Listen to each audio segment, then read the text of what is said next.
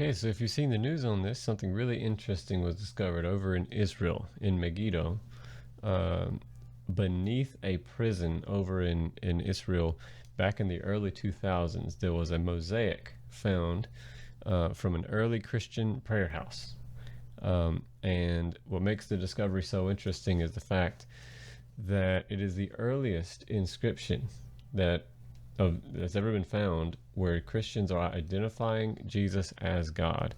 It's supposed to be dated back in the 200s, early 200s AD, so around 230 AD.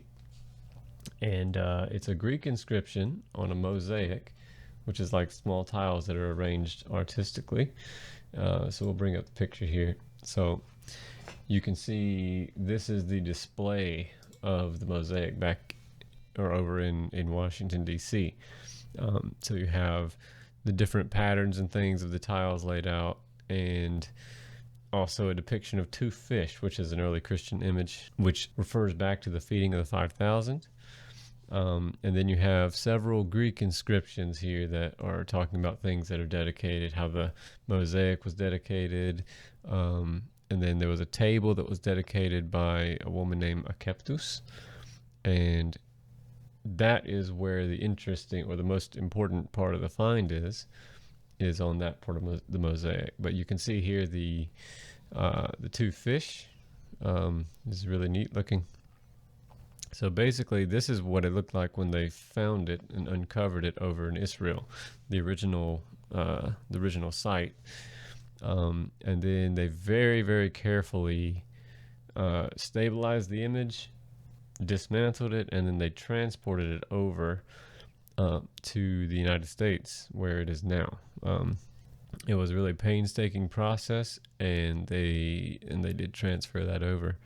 This is the inscription. This is the one.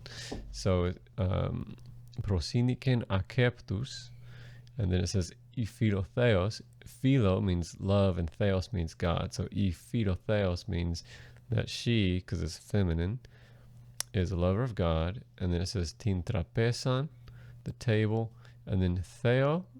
So the two words here, which I'm gonna got a little outline for it.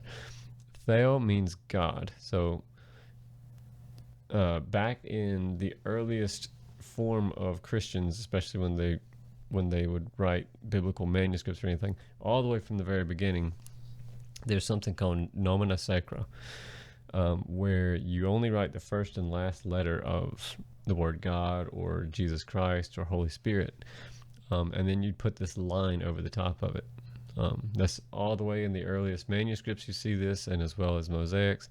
And so this one uses nomina sacra, which is another interesting sort of way of thinking about like the Trinity, for example, because you have nomina sacra for theos, which means God, Isu, which is Jesus, and then Christo, which is Christ, and then, Nephma would be spirit, and they would do this sacred naming where they wouldn't spell the whole name out completely. All they do is they write the first letter, last letter, and then they put the line over the top. But in this case, you have Theo, where the line's over the top, and then Isu Christo, so God, Jesus Christ. In memorial, this is what the last word means. And so it's really important find. There's a lot of writings that predate this inscription, obviously, that speak of Jesus as God, the New Testament being one, but even, Father Ignatius and other people, Irenaeus, other early Christian writers. So you have a lot of other Christian writers who wrote in letters and epistles and things like that, and identified Jesus as God. But this would be the earliest inscription of Christians identifying Jesus as God. The really cool thing, this would be the floor basically of one of the earliest Christian prayer houses, and the nice thing is that it predates Constantine. It predates any of the earliest church councils that's discussing the Trinity. It actually, this would be back in the 200s, back when Christianity still was technically under persecution.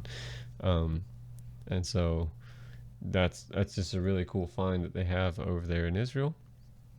and it's hitting the news. There's a lot of people bringing it out, so I decided to make a video on it in case anyone's interested, wanted to see the inscriptions. But anyway, that is it for this video. It was really short, but I did want to get this news out in case you hadn't seen it. So also, if you happen to like this kind of content, I do make videos talking about different things within Christianity, biblical Greek, all that kind of stuff. But other than that, I do appreciate you watching, and I will see you in the next video. Thanks.